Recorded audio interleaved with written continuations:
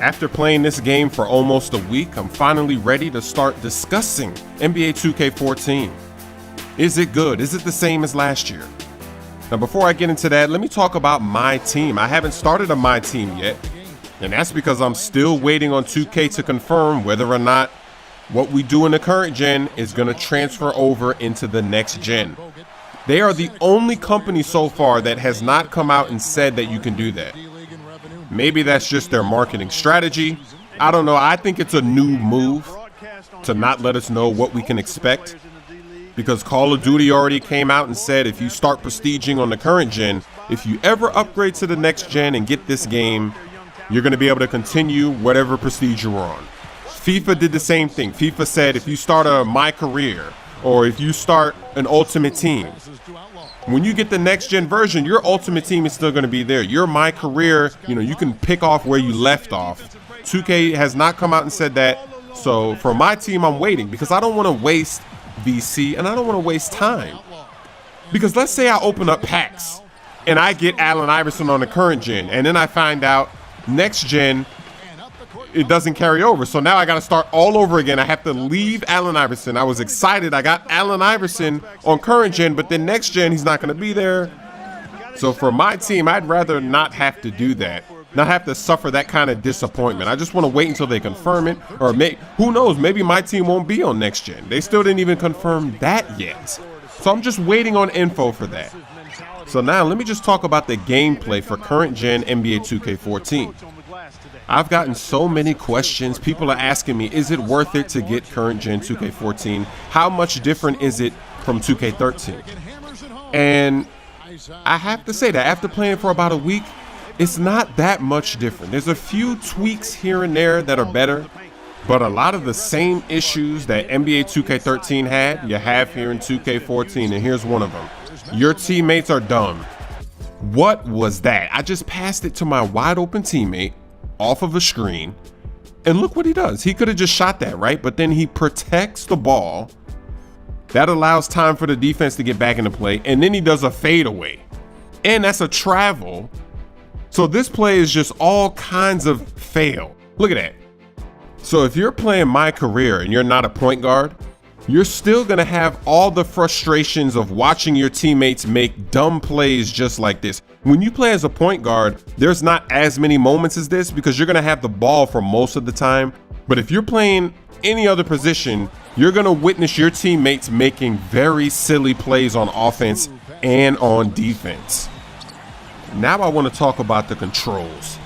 I think it was a bad idea to go to this new Pro Stick where you do dribble moves and you take jump shots on the same stick without a modifier like 2K13. I think that was a mistake because, number one, flashy passes, why should that get the modifier? How often are you going to do a flashy pass? Yeah, it's nice that you can do it that way, but shooting and dribbling is something you do on every possession. So the modifier should have been for shooting and dribbling. They could have made flashy passes. You could have just pressed the icon button and then used the right stick to pass, and that could have been the flashy pass. Now this possession is another example showing off the speed problem. Watch me run up the court with David Lee right there by me. And look at how he's keeping pace, and then see, he decides he doesn't want to defend me anymore, but he was able to keep pace with me on that fast break. So speed is still an issue, and even on this next play, after I get this steal and I'm running up the court, you're going to see that the center and David Lee, they're all going to catch up to me. And if you look on the left, you'll see that Klay Thompson was also sprinting up the court, and he was running the same speed as David Lee as well. So speed is yet again an issue. They still didn't fix it. And let me talk about the controls once again. You can switch them back to 2K13's version, but then you can't throw alley-oops and you can't do flashy passes. And I feel that with last year's right stick, with the dribble moves, you could link your moves better together. You could do a spin move and then cross it back over, step back. But if you try to do that now, you're just going to end up shooting the ball because you're going to hold it. You're going to be swirling the stick. It's just too, I think it was a mistake. And the reason I think it's a mistake is because next year, how much you want to bet that NBA 2K15, they change the controls again? I doubt that next year it's still going to be like this with the flashy passes on the modifier. They're going to change it back again. They're going to change it, and that shows that they don't know what they're doing with the controls. They had it right last year. It made sense for the modifier because all the dribble moves were on the right stick, so to shoot, it made sense. Now here's a play that's going to show that the speed and the spacing are still a problem because David Lee blocks a wide open three.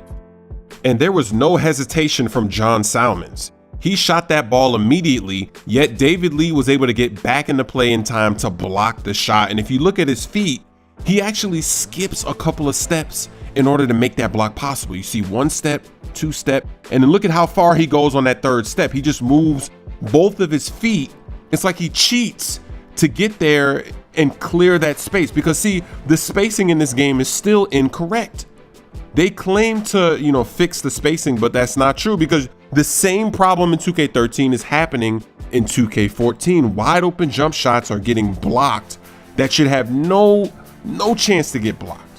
And as I turned the camera, I realized that David Lee didn't even block the shot because his hand was on the other side of where the ball was being released.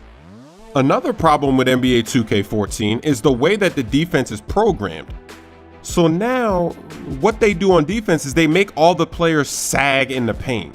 So it makes you think that they improve defense in the paint, but really what they're doing is they're acting stupid. If you've seen my first few games, most of my assists are taking advantage of the CPU sagging too deeply into the paint.